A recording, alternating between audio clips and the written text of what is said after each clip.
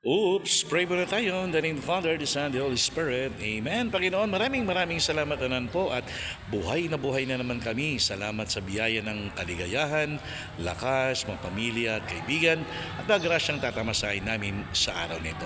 Panginoon, sa simula ng linggo, sa araw ng Lunes, naway gabayan mo kami, protektahan, eleyo sa lahat ng kapahamakan at karamdaman at ligtas nawa kaming makarating sa aming mga paroroonan, sa mga trabaho at sa mga eskwelahan.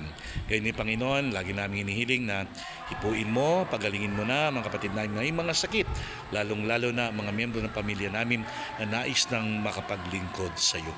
Pagalingin mo na sila, Panginoon. Gayun din hinihiling namin, Panginoon, lagi na patnubayan mo gabayan din ang mga kapatid naming mga OFW, mga pamilya namin na nagsasakripisyo para may taguyod ang bawat pamilya. Lagi mo silang ilayo sa lahat ng kapahamakan, Panginoon. Bigyan ng magandang kalusugan.